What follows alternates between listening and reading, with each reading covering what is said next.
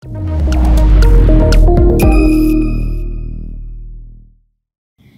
assalamualaikum semuanya. Masih bersama saya Hairunisa di sini.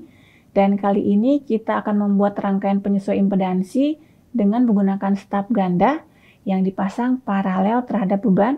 Karena telah kita ketahui bersama pada prakteknya, staf yang paralel ini lebih disukai. Nah, sekarang muncul pertanyaan, kenapa diperlukan staf yang dipasang ganda? Ternyata, jika impedansi mengalami pergeseran, jika kita menggunakan rangkaian penyesuaian impedansi dengan menggunakan staf tunggal, maka perubahan impedansi membutuhkan modifikasi pada panjang staf maupun jarak staf ke beban. Tapi, jika kita menggunakan staf yang jumlahnya ganda, jika impedansi mengalami perubahan harga, maka kita tidak perlu mengubah letak staf pada rangkaian, tapi yang kita lakukan hanya modifikasi terhadap panjang dari staf. Di mana secara prakteknya, hal ini lebih mudah untuk dilakukan dibandingkan dengan menggeser-geserkan posisi dari staf. Untuk itu, kita perlu belajar rangkaian penyesuaian impedansi dengan menggunakan staf ganda. Oke, mari kita lanjut saja. Silakan saksikan video berikut ini. Oke, sekarang mari kita lihat konfigurasi rangkaiannya terlebih dahulu. Ada saluran transmisi dengan impedansi karakteristik Z0 terhubung ke beban, dan kita akan menggunakan staf ganda yang skemanya paralel terhadap beban. Di sini ada staf yang berwarna merah dan juga ada staf yang berwarna biru. Dan staf ini kita beri beban short untuk yang merah maupun yang biru. Untuk skema ini ternyata jarak antar staf atau DAS sudah kita tentukan terlebih dahulu. Begitu pula jarak staf merah ke beban sudah kita tentukan juga.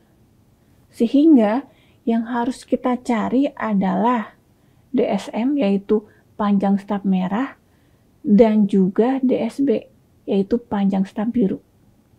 Dengan kata lain, jika ZL ini harganya bergeser, berarti yang harus kita ubah-ubah hanya panjang staf merah maupun panjang staf biru.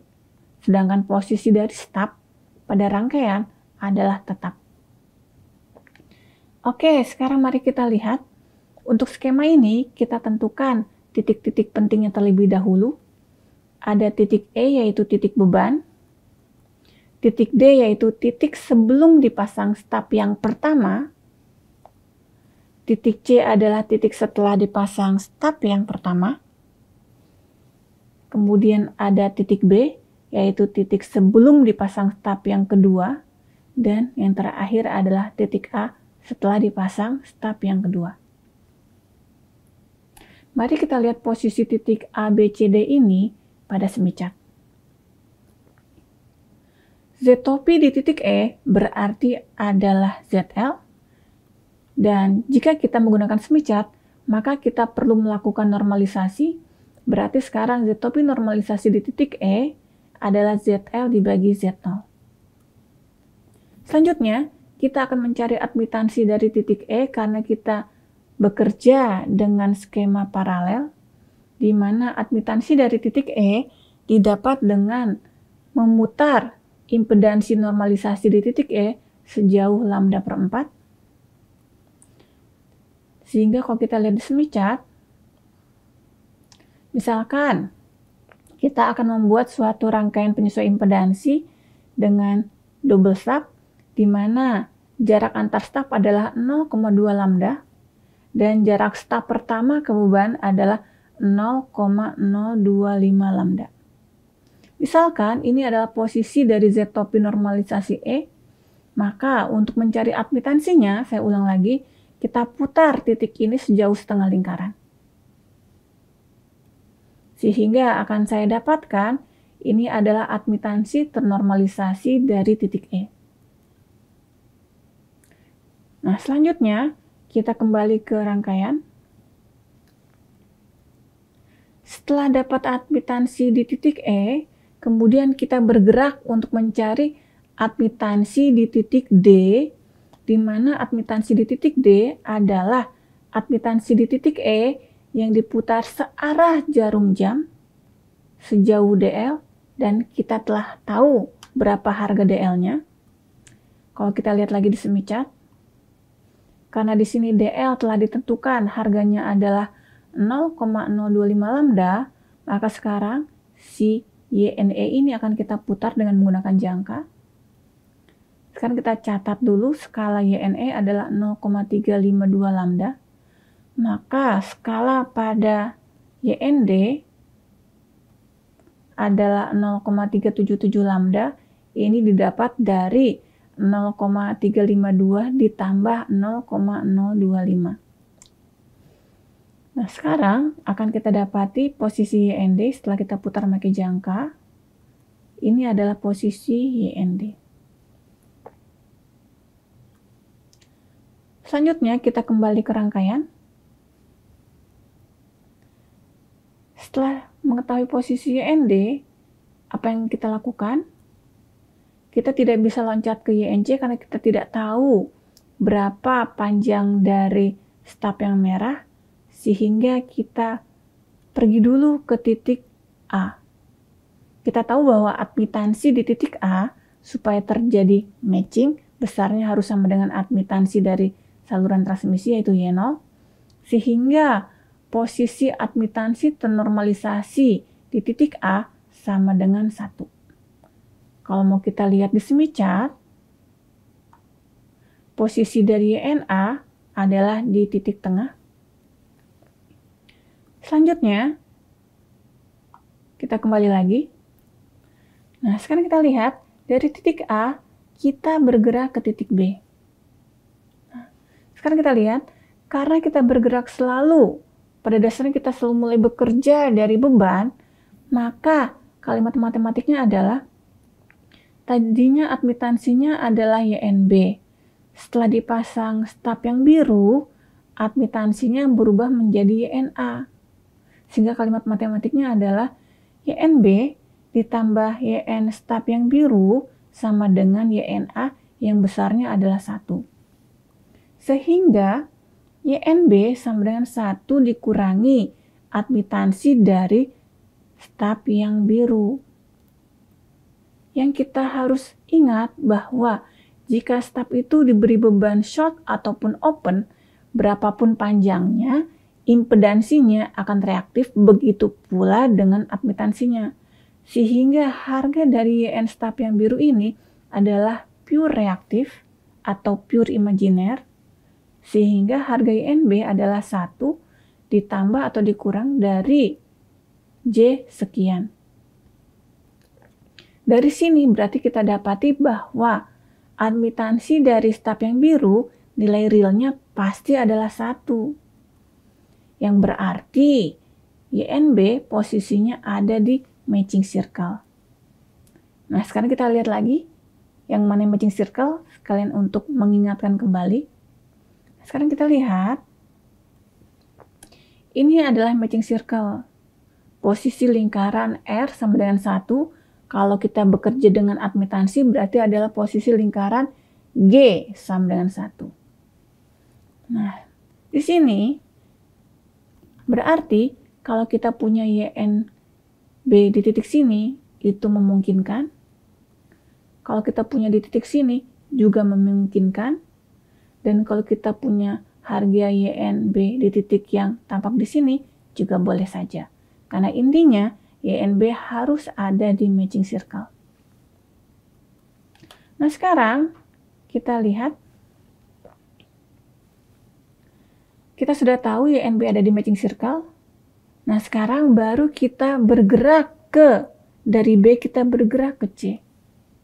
Kalau kita lihat dari sini, berarti admitansi di titik C pada dasarnya adalah admitansi di titik B yang diputar berlawanan arah jarum jam sejauh jarak antar stub. Karena kalau kita lihat, titik B dan titik C terpisah sejauh jarak antar stub. Di mana di sini dikatakan berarti admitansi ternormalisasi dari titik C terletak pada lingkaran yang namanya rotated circle. Sekarang akan kita lihat yang seperti apa sih rotated circle tersebut.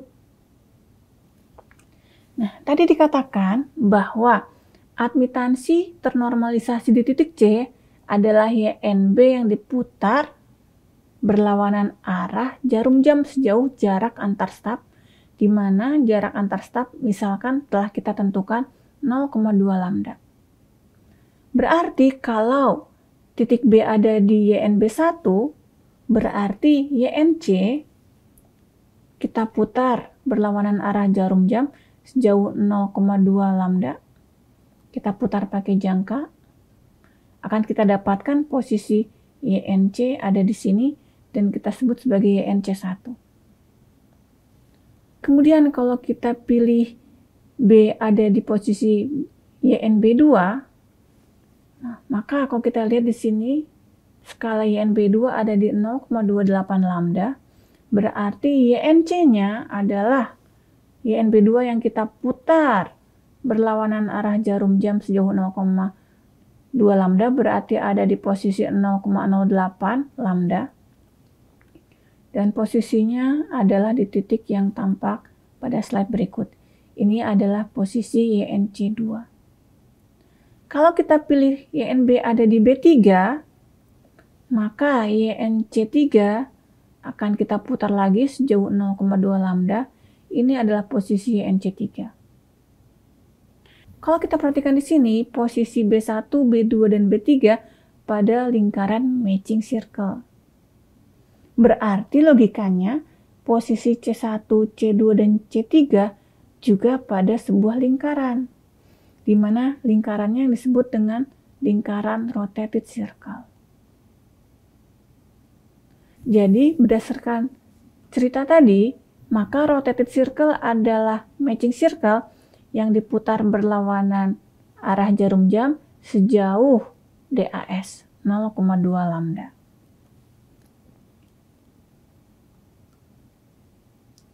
Nah, sekarang yang telah kita ketahui adalah YNB di matching circle, YNC di rotated circle. Pertanyaannya adalah di titik mana tepatnya? Sekarang kita lihat. Mari kita cari hubungan antara admitansi di titik C dan admitansi di titik D. Kalimat matematiknya adalah, tadinya admitansinya adalah D. Setelah dipasang staf yang merah, admitansinya berubah menjadi C. Berarti YND ditambah admitansi normalisasi staf merah sama dengan YNC. Dari sini harus kita ingat bahwa admitansi normalisasi dari staf merah harganya selalu reaktif. Sehingga bisa saya tuliskan admitansi normalisasi dari D ditambah atau dikurang dari JB sekian yang merupakan nilai reaktif dari staf yang merah sama dengan YNC. Dari kalimat ini berarti harga real dari YNC sama dengan harga real dari YND.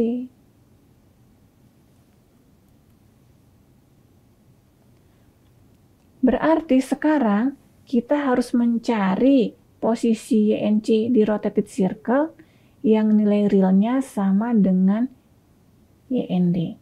Bagaimana caranya? Mari kita lihat di semicat. Yang kita ketahui adalah YNC ada di lingkaran yang umum. Dan YNC, nilai realnya harus sama dengan nilai real dari YND. Terus apa yang kita lakukan? Kita lihat, nilai real dari YND ada di lingkaran yang kuning ini. Ini adalah nilai real dari YND. Berarti kesimpulannya, posisi YNC bisa ada di titik bawah, saya sebut posisi CA, atau ada di posisi atas, saya sebut titik CB. Berarti sekarang YNC ada di dua titik ini.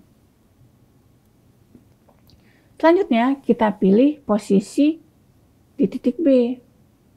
Nah, kalau kita lihat, ternyata titik B itu adalah titik C yang diputar searah jarum jam sejauh jarak antar staf. Berarti CA ini saya putar sehingga bisa saya dapatkan titik ini. Tapi kalau saya pilih titik YNC-nya ada di titik B, maka YNB-nya adalah si titik ini saya putar sejauh 0,2 lambda searah jarum jam, sehingga akan saya dapatkan titik B di posisi BB. Berarti di sini yang kita pilih adalah posisi dari YNC. Kalau kita telah memilih posisi YNC, maka posisi dari YNB sudah pasti. Dari video tadi telah kita tentukan titik-titik penting yang terlibat pada rangkaian penyesuaian impedansi dengan menggunakan staf ganda.